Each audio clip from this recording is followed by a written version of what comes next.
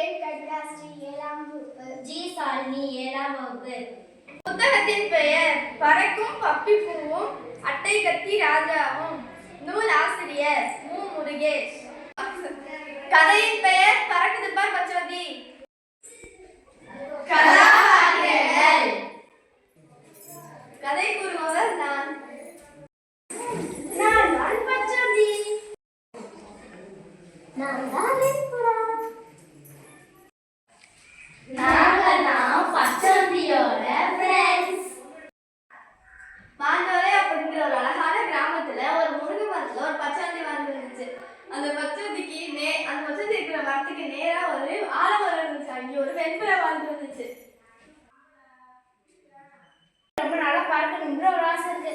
ஆனா என்னாலே பறக்க முடியாதே. வெறும் என்னுடைய அழகான நிறங்களை மட்டும்தான் மாத்திட்டு இருக்க முடியும். ஆனா அந்த புறாவை பாரு எவ்வளவு அழகா சுற்றி திரியுது.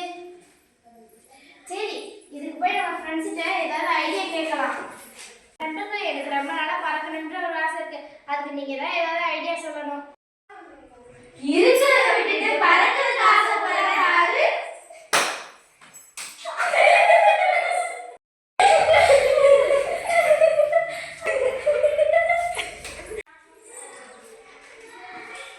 அந்த பச்சோந்தி நினைச்ச நேரத்துக்கு வண்ணத்தை நாம மட்டும் ஒரே வண்ணத்துல இருக்கோம்.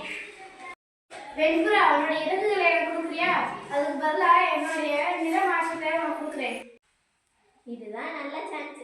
சரி, இந்த சிறப்புகள், இந்த என்னுடைய வண்ணங்கள். புறாவும் பச்சோந்தியும் தங்களுடைய இயல்புகளை மாற்றிக்கொண்டன. பச்சோந்தி சிறகை எடுத்துக்கொண்டு உயரத்தில் வேகமாக பறந்தது. ஆஹா, உயர பறந்தாச்சு, இப்ப இறக்க முடியலையே. இந்த ரெக்கை நமக்கு ஒத்து வராது.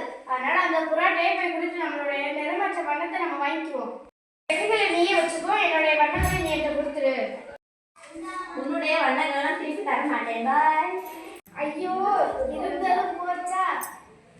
தன்னோட திறமையை உணராம புறாவோட திறமைக்கு ஆசைப்பட்டதுனால பச்சோந்தியோட நிலைமை இப்படி இருக்கு. திறமையை உணர்ந்து வாழ பழகிக்கோங்க. நன்றி.